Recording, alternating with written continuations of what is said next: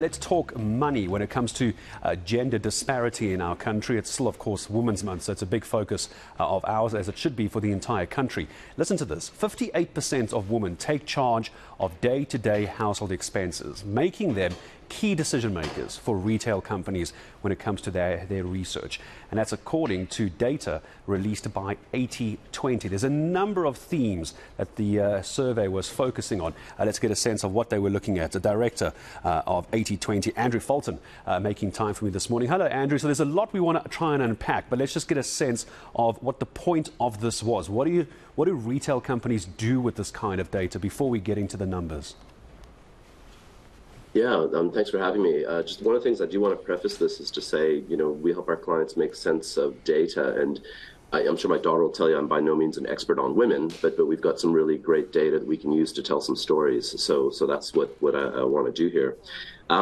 Yeah, I mean, one of the challenges is the role of women in South African society. It's getting better over the past decade or so, but it's still significantly back. So one of the things that our data shows is that on average, incomes of women are about 62% of the incomes of men overall.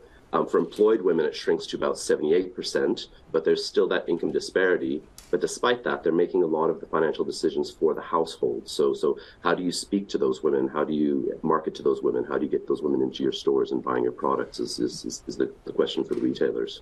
And what is some of the answers that are coming out of this research, Andrew, that you guys have found? Because I see that also education and the role that education has played in the income ability for women in our country. And I suppose you are going to have the critics coming out and saying that even though the educations might be equal, it's the gender wage pay gap, which is the real problem in the end, isn't it?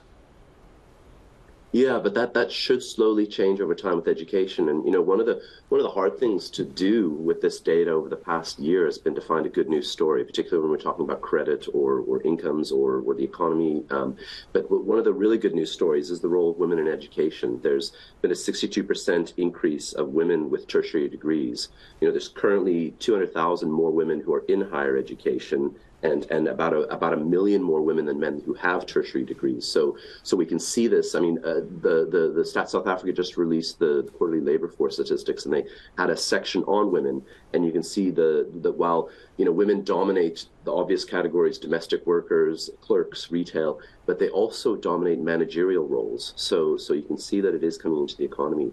But yeah, going back to the shopping piece, one of the things we also notice in the shopping data, and the way we do this is we just index the data based on where there's an over-index of female participation in certain purchase categories. And what we find is they're generally, once again, they're about taking care of the family. So infant and toddler products, medical and health products, safety and security products. If you compare that to what men are spending their money on, entertainment, sports and fitness, music and videos, travel, vacations, and clothing, you can see the different focus of men in this country versus women when it comes to shopping.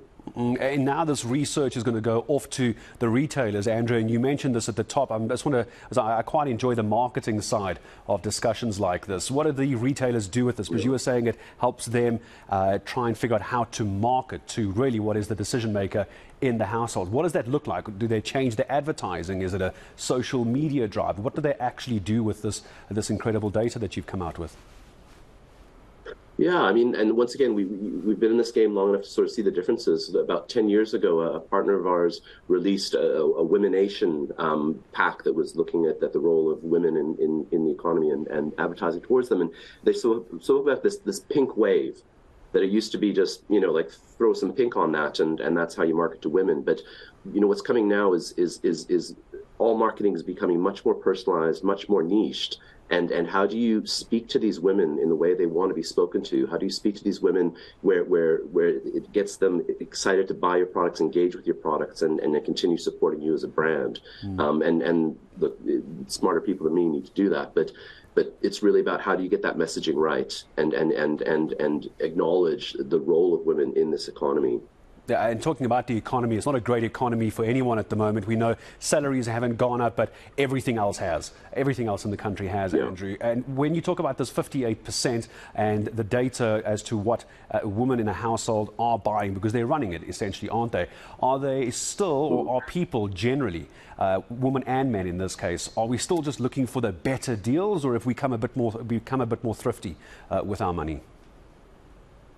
Yeah, I mean, that's certainly been the case with the interest rate increases, the inflationary increases, the economic issues. I mean, the labor force survey that came out just recently had a slightly good news story. I mean, things haven't gotten worse; they've gotten marginally better. So perhaps we're coming out of the worst part of the economy. I mean, I think it'd be hard to argue we've had a worse month than May of this year in terms of just international politics, economy, interest rates, etc.